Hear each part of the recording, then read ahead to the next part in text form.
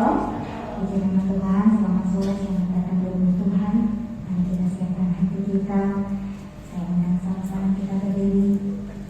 Kita mau mengangkat pujian kita, sembah-sembah Yesus.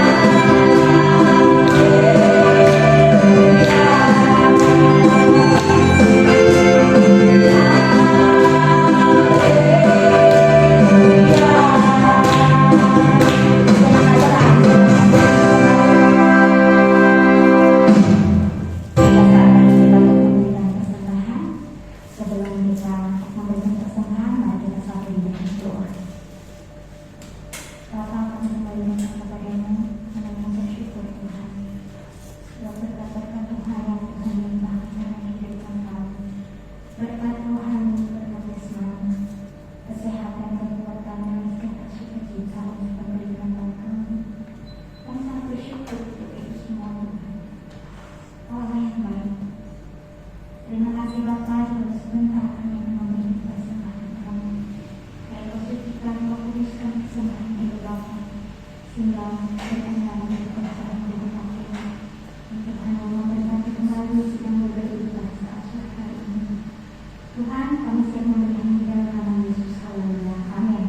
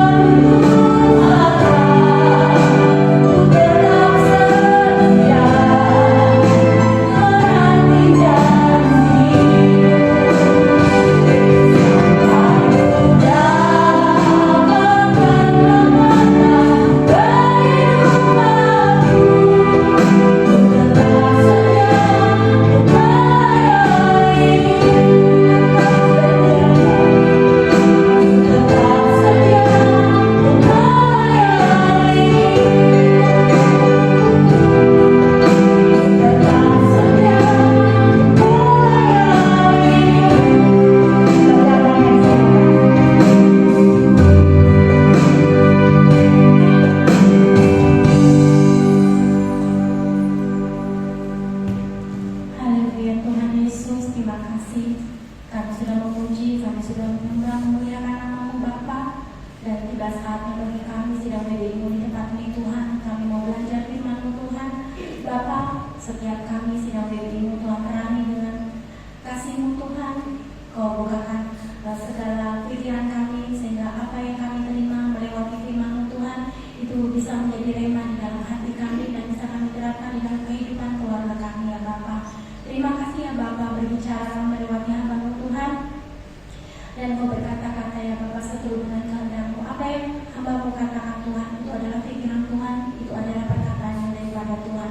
Terima kasih Bapa, terima kasih Yesus, terima kasih Roh Kudus, kami sambut firman-Mu hanya di dalam nama Tuhan Yesus Kristus. Haleluya. Amin. Silakan duduk kembali. Salam siang bagi semuanya. Sekali lagi salam. Kita bersyukur sore hari ini kita masih diberikan kesempatan di mana anugerah Tuhan diberikan kepada kita untuk kita boleh berkumpul di tempat ini, kita boleh menaikkan pujian syukur kita kepada Tuhan, terlebih kita bisa belajar firman Tuhan. Sore hari ini mari kita sama-sama buka di dalam Perjanjian Baru. Kita buka di dalam 1 Petrus 3.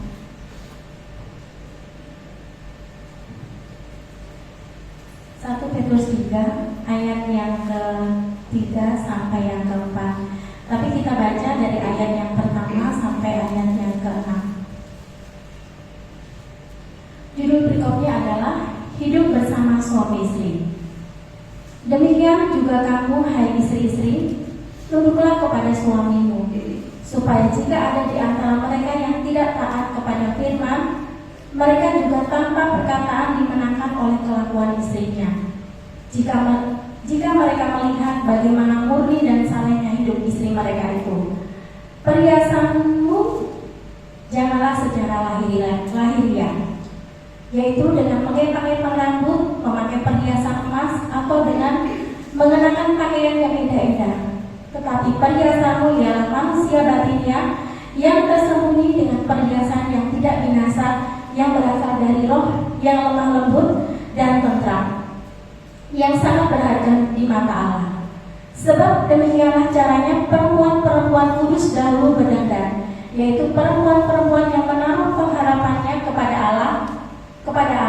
Mereka tunduk kepada suaminya, sama seperti Sarah taat kepada Abraham dan menamai dia tuannya. Dan kamu adalah anak-anaknya, jika kamu berbuat baik dan tidak takut akan ancaman. Amin. Buat firman Tuhan. Saya mengambil ayat hanya di ayat yang ketiga dan keempat, yaitu perhiasanmu janganlah secara lahiriah, yaitu dengan mengepak-epak rambut, memakai perhiasan emas, atau dengan mengenakan pakaian yang indah-indah. Tetapi perhiasanmu ialah manusia batinnya yang tersembunyi dengan perhiasan yang tidak binasa, yang berasal dari roh yang lemah lembut dan tentram, yang sangat berharga di mata Allah. Sore hari ini saya memberi judul untuk khotbah saya adalah wanita sejati di mata Tuhan. Seringkali ya saudara, di dalam kehidupan wanita-wanita sekarang ini, kita bisa melihat mereka lebih mementingkan kepentingan fisik. Mereka lebih mementingkan kepentingan lahiriah yang dilihat oleh mata manusia. Seringkali wanita-wanita ataupun orang-orang yang hidup di dunia ini ya saudara, kalau belum mengenal Tuhan, mereka seringkali mementingkan kepentingan yang ada di depan mata. Mereka tidak mementingkan kepentingan secara roh, kepentingan batiniah kita, kerinduan kita di dalam hidup ini. Kita tidur di mana hati kita tempatkan, di mana hati kita mau kita taruh. Nah, di sini ada tipe perempuan yang Tuhan ingatkan di dalam kehidupan kita, yaitu perempuan yang selalu memandang kehidupannya secara lahiriah, dan yang kedua adalah wanita yang memandang di dalam kehidupan secara batin atau secara roh. Jadi bagaimana tipe-tipe orang yang berhiaskan secara lahiriah ini ya saudara? Di sini dikatakan perhiasanmu jangan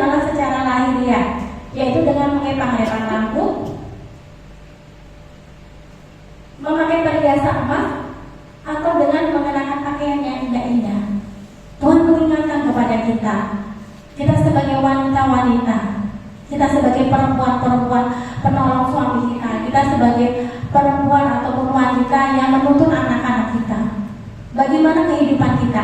Apakah hidup kita selalu disibukkan dengan kehidupan-kehidupan yang bersifat fisik saja, kehidupan yang selalu mementingkan kepentingan lahiriah kita, seperti saat ini saudara kita bisa melihat ya di media sosial, banyak sekali mereka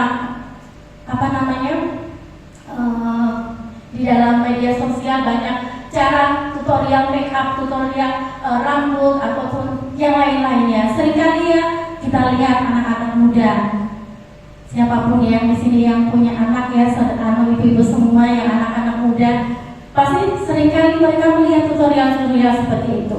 Jadi di dalam kehidupan perempuan-perempuan atau wanita-wanita, jangan kita terlena dengan apa yang ada di depan mata kita, karena apa yang dilihat manusia itu tidak sesuai dengan apa yang dilihat Tuhan. Seringkali di dalam kehidupan orang-orang yang mementingkan kepentingan lahiriah, mereka sampai lupa untuk memposisikan dirinya sebagai seorang istri ya saudara. Terkadang oleh karena mereka sibuk dengan gaya-gaya hidupnya, mereka sibuk dengan segala sesuatunya yang untuk kepentingan pribadinya.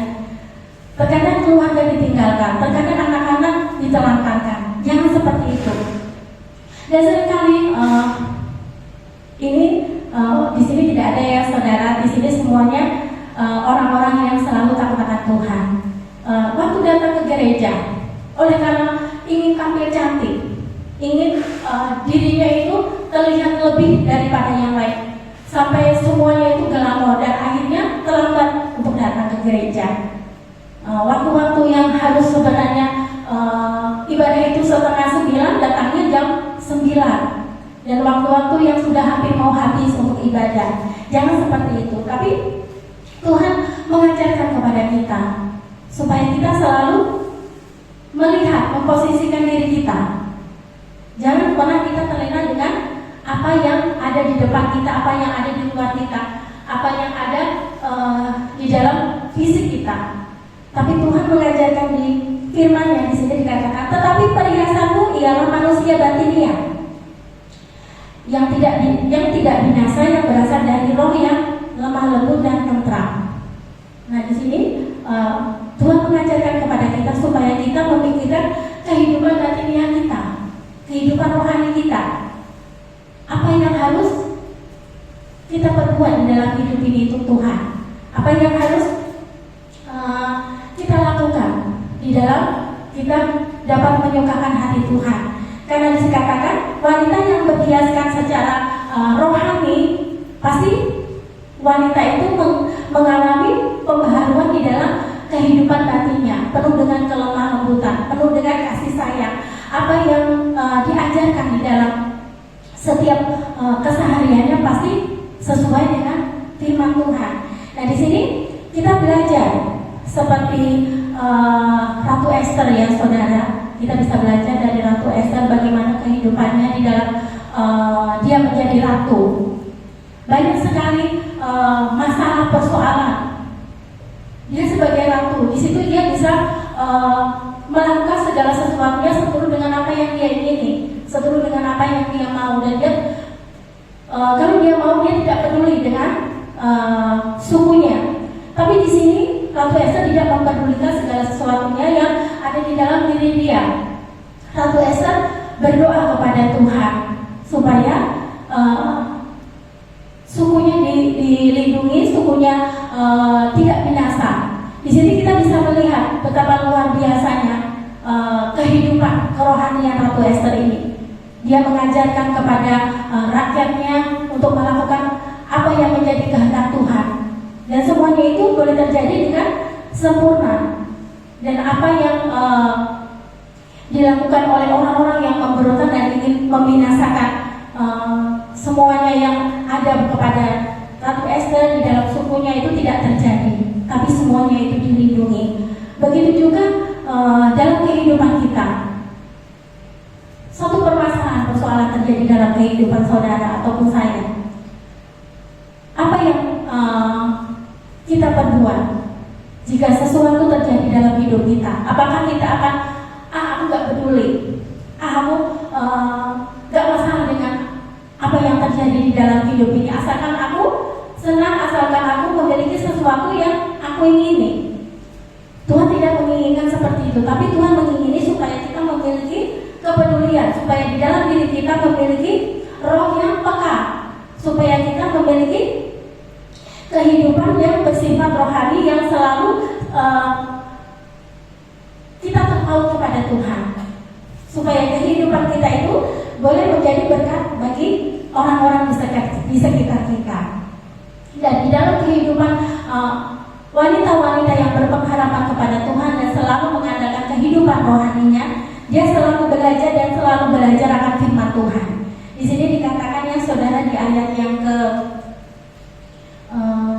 pertama, demikian juga kamu hai istri-istri, tunduklah kepada suamimu, supaya jika ada di antara mereka yang tidak taat kepada firman, mereka juga tanpa perkataan dimenangkan oleh kelakuan istrinya. Nah, di saat kita melakukan segala sesuatu seturut dengan firman Tuhan, di saat di dalam keluarga kita, suami kita ataupun anak-anak kita melakukan hal-hal yang tidak sesuai dengan firman Tuhan, kita boleh menawar di hadapan Tuhan, supaya Tuhan memberikan pengampunan kepada orang-orang yang kita kasih. Dan di sini juga dikatakan, jika mereka melihat bagaimana murni dan salehnya hidup mereka itu, bagaimana Tuhan melihat ya kemudian kesalehan kehidupan seorang istri, sehingga dapat membantu suaminya untuk menolong di dalam keluarganya. Di sini Tuhan mengajarkan kepada kita semua. Bahkan di sini Tuhan juga memberikan contoh di ayat yang ke-6. Sama seperti Sarah saat taat kepada Abraham dan menamai dia tuannya, dan kamu adalah anak-anaknya, jika kamu berbuat baik dan tidak takut akan ancaman. Nah, di sini kita bisa melihat kehidupan Sarah kepada Abraham, di mana Sarah menghormati Abraham. Sarah sangat taat kepada Abraham, dan kita adalah anak-anaknya. Pasti kita melakukan hal yang sama. Nah, kita buka di dalam 1 Samuel ayat yang ke-16, pasal yang ke-16, kita bisa melihat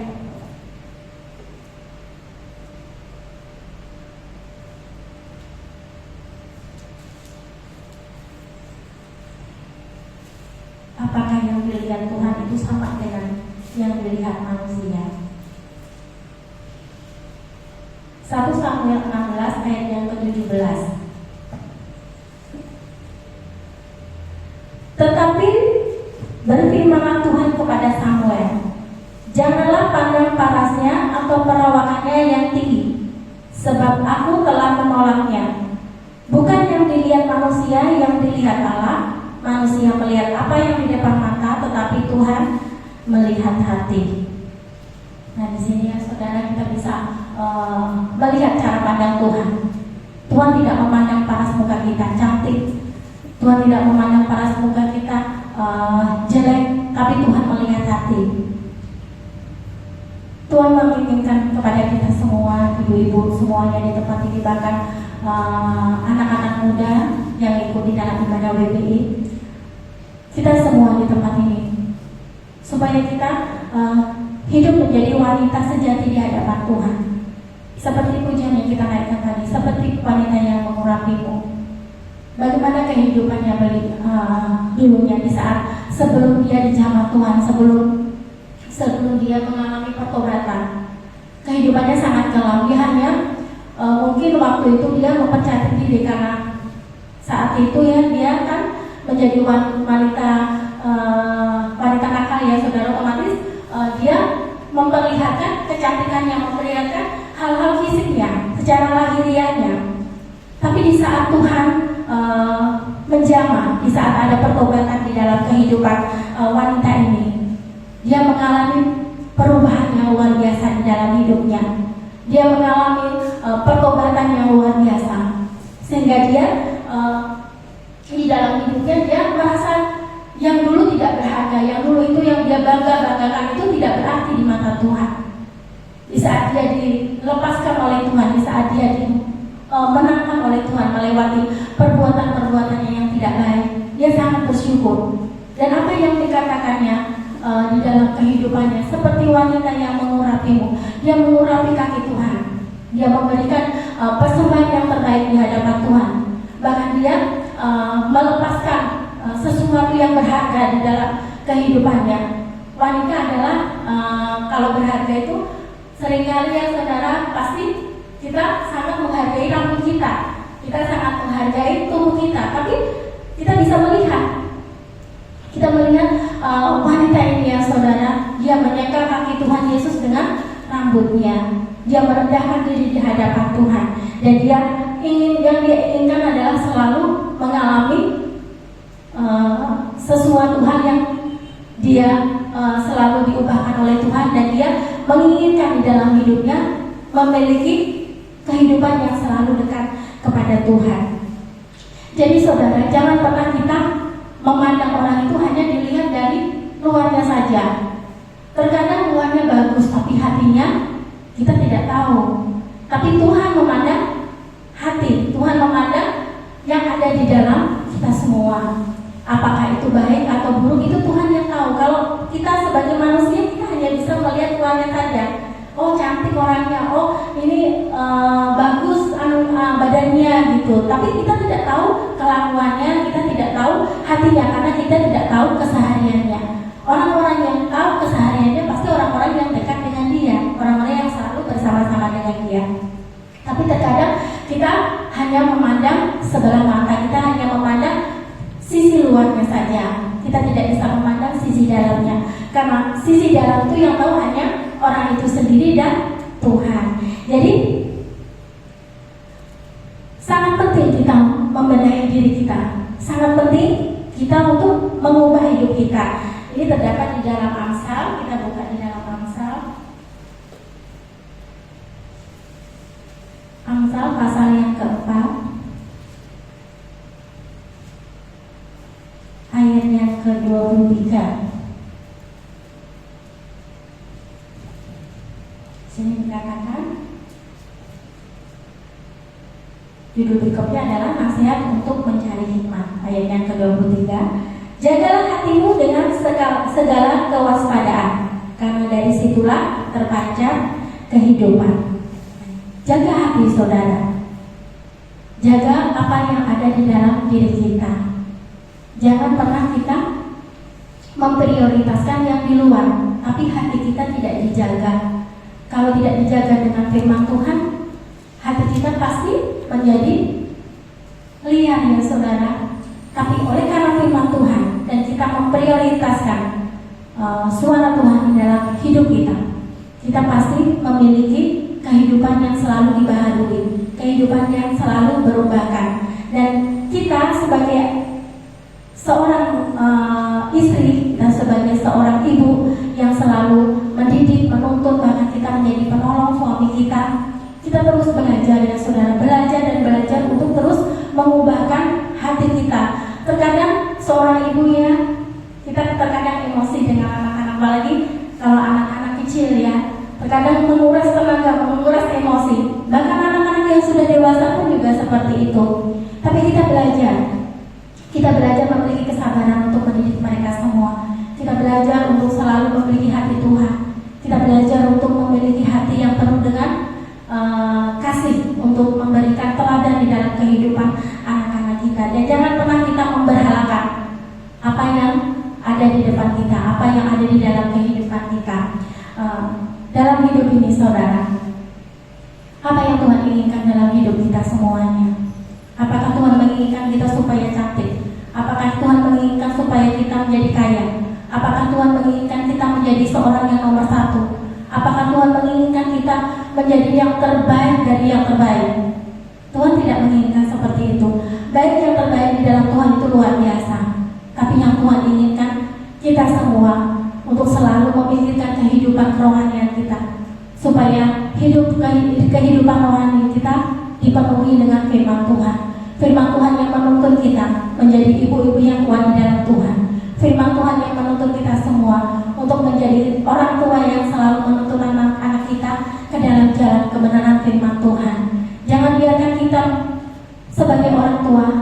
sebagai ibu, sebagai istri malah menjauhkan orang-orang yang ada di sekitar kita itu daripada Tuhan. Tapi kita sebagai seorang penolong, sebagai istri, seorang ibu, sebagai penuntun anak-anak kita membawa semuanya itu datang kepada Tuhan. Adalah sia-sia saudara di dalam hidup ini untuk mementingkan kepentingan secara lahiriah.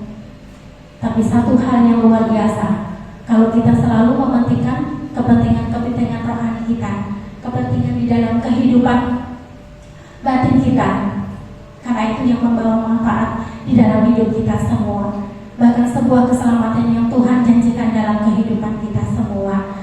Amin buat firman Tuhan. Selanjutnya saya serahkan kepada Ketua WPI.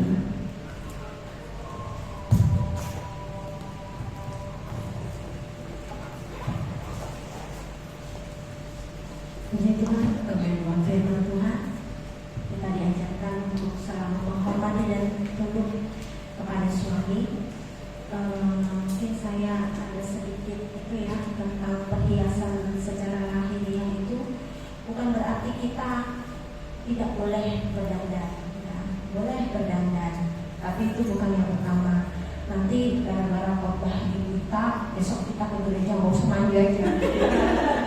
Gak usah sisi rambut, gak usah dandan aja. Bukan itu yang utama ya, jangan juga. Kita tetap harus memperhatikan penampilannya, tapi bukan itu yang utama ketika kita beribadah. Yang terutama itu adalah hati kita kepada Tuhan. Itu yang utama. Jadi itu saja. Dan juga nanti supaya kan banyak tuh dilihat ada ibu-ibu kapelan sama suami anak-anaknya. Habis itu pakai tas keterek, sandal bagus, di rumah ada enteng. itu yang tidak berkenan dengan firman Tuhan ini ya. Di luar terlihat baik, tidak ada masalah, tapi di dalam suaminya enteng, bogem. Nah, tapi saya bersyukur kalau kita bisa tidak ada ya. Dengan iman tidak ada. Kita semua baik. Kita semua mau dibentuk sesuai dengan firman Tuhan. Tuhan, firman Tuhan yang indah, yang selalu mengingatkan kita selalu menghormati suami kita. Puji Tuhan. Kita akan masuk dan akhir ibadah kita. Kita berdoa. Kita nyanyikan pujian yang tadi seperti wanita mengurapi.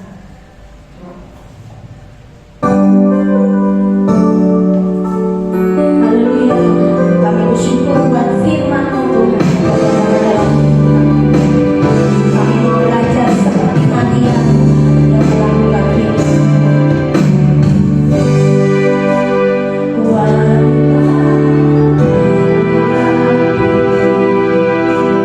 Menangis di bawah kaki.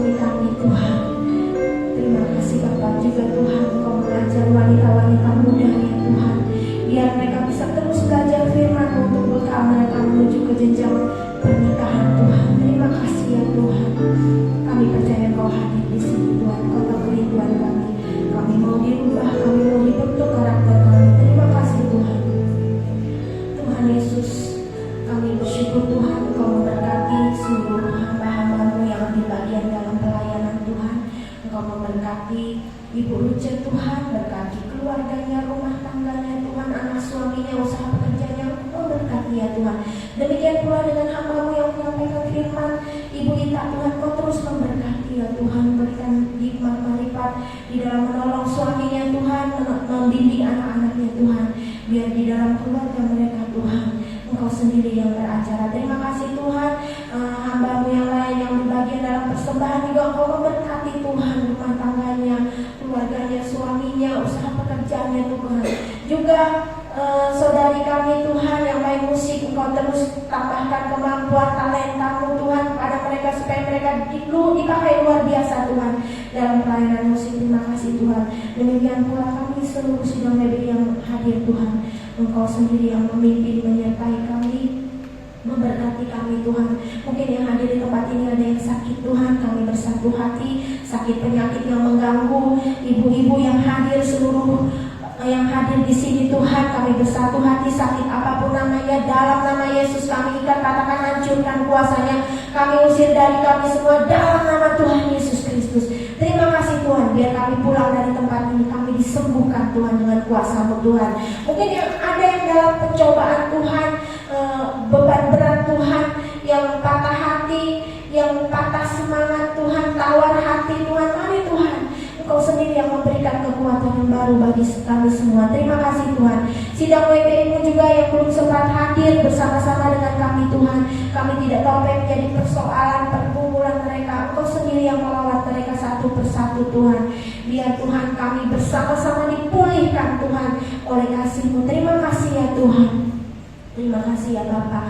Sebentar kami mau pulang ke rumah kami masing-masing, kami mohon perlindungan-Mu, bungkus kami semua dalam kuasa darah-Mu Tuhan. Segala kuasa kutuk, maut, kesialan, malapetaka, roh, kecelakaan, sakit, penyakit yang mau mengganggu kami bersatu hati, kami ikat, katakan hancurkan kuasanya, kami usir dari kami semua di dalam nama Tuhan Yesus Kristus. Terima kasih Tuhan. Ini hidup kami, tubuh roh jiwa kami serahkan ke dalam tangan-Mu. Mari Tuhan, Kau pakai kami, seluruh WBI-Mu ini Tuhan, dengan kuasa-kuasa yang besar Tuhan, mujizat Tuhan. Kau memakai kami agar kami bisa menjadi panutan Tuhan, bukan menjadi batu sandungan. Terima kasih Tuhan. Dalam nama Tuhan Yesus kami bersyukur. Haleluya. Amin. Puji Tuhan, ibadah kita selesai. Saya akan menyampaikan beberapa pemberitahuan. Besok ada ibadah WBI mobil. Mungkin bagi ibu-ibu yang punya waktu dan bisa ikut, silahkan. Mungkin mau ikut bersama-sama kami, kita bisa kumpul di gereja jam 4:30 karena ibadahnya jam 5 di GBI El Sadar ya.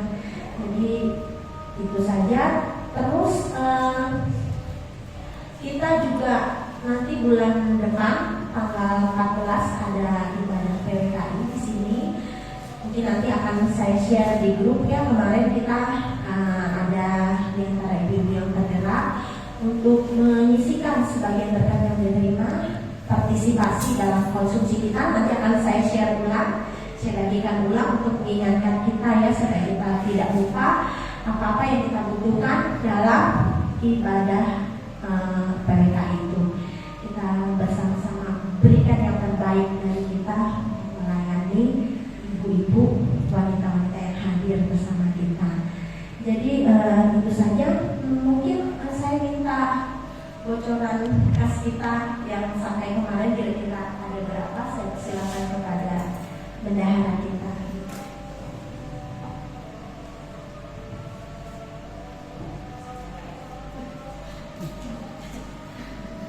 Maju aja. Untuk kas WBI sampai dengan tanggal 14 bulan 9 itu yang punya Kak ya, jadi 596. Ya, puji Tuhan, terima kasih. Ya itu terpangkas karena kita ada ibadah WBI Mobil yang kemarin ya. Jadi ini sisa. Kemudian kemarin kita ada menyisikan dari kas itu 200.000 untuk Ibu Monica yang kemarin kan melahirkan. Biasanya kan kita sebelumnya kita memberikan sedikit lah. Jadi kemarin kita sisihkan, saya dengan bendahara koordinator minta 200.000 buat persembahan kasih untuk saudara kita Moni. Jadi itu saja. Kemarin waktu kami hadir dalam ibadah PWKI itu, ya Korwil juga ya, kita lihat ada satu kali kita hadir itu mereka tidak pakai seragam. Jadi kita tuh tidak tahu waktu itu yang mana orang gereja yang kita kunjungi itu, kan kita memang nggak kenal kan. Mungkin kalau Ibu Lucia kenal, kalau kita yang memang jarang sekali ikut ini mungkin nggak tahu yang mana ya orang gereja yang kita datangin kemarin. Mungkin kayak Daud ya, yang mana orang yang Daud, kita hanya lihat yang mimpin pujian, kita tidak tahu jemaatnya siapa. Nah jadi ada yang usul, gimana kalau kita nanti pada tanggal 14 November itu kita pakai seragam, tapi seragamnya itu ya misalnya temanya baju merah, terserah misalnya ya, ini contoh aja ya, mau motif, mau polos terserah, pokoknya merah semua itu, celana panjang hitam atau putih atau hitam. Jadi saya minta pendapatnya bagi ibu-ibu yang hadir di sini, kita mewakili teman-teman yang tidak hadir, kira-kira gimana pakaian kita nanti?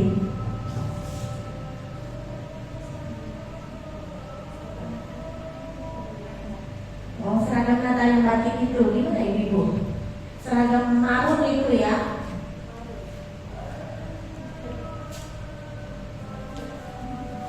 Kalau saya setuju ya.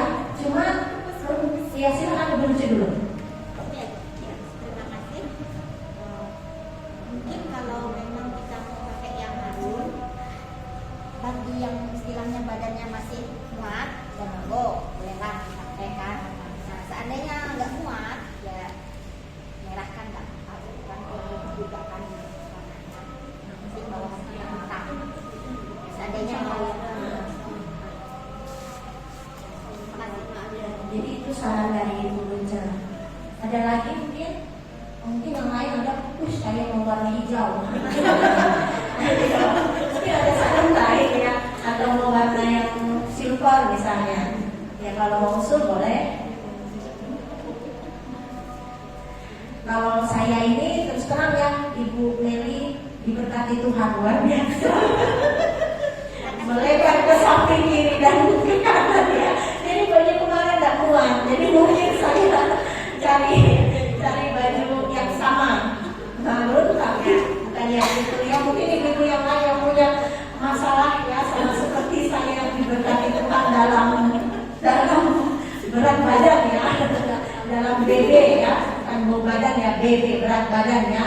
Jadi kesulitan pakai baju seragam yang kemarin. Soalnya kita memang bukan tidak ada wacana buat langsing, ada, cuma belum realisasi aja ya. Wacana sudah ada. Jadi gimana? Apa kita sepakati aja seragam Natal yang kemarin? Kalau tidak ada, pakai baju yang temanya merahnya. Setuju ya? Jadi nanti kita share di grup, dress code-nya merah gitu ya. Mau batik, mau polos silahkan. Itu ya kira-kira. Mungkin ada tambahan atau ada yang saya lupa. Soalnya begini, bulan depan kan kita ibadah nih tanggal 14. Nah, tadi saya sempat berunding sama tim inti ya, tim inti pengurus WBI. Apakah bulan depan itu setelah acara PWK itu kita adakan ibadah lagi atau kita gabung aja ke PWKI? Nah, jadi tadi sempat kami putuskan bahwa kita gabung aja. Jadi bulan depan kita tidak ada ibadah WBI, jadi kita gabung dengan PWKI. Jadi inilah ibadah terakhir kita. Setelah itu karena kita sibuk buat Natal, jadi bulan Desember kita off dulu ya. Sampai nanti tahun depan nanti akan dibentuk pengurus baru. Nah, jadi kita ini pengurus yang lama mungkin akan pensiun ya. Tapi kalau ibu-ibu kami dikasih pesangon ya. Kami butuh pesangon karena kami periode terlama. Angkatan kami periode terlama. Mungkin 8 tahun ada ya. Ya. Jadi ini ibadah terakhir kita. Nanti kita PWKI, setelah itu kita tidak ada ibadah WBI. Tahun depan baru ada. Mungkin ada yang mau disampaikan, saran atau tambahan lagi? dari teman-teman yang lain? Tidak ada? Ya, ibadah kita selesai. Selamat pulang, Tuhan memberkati.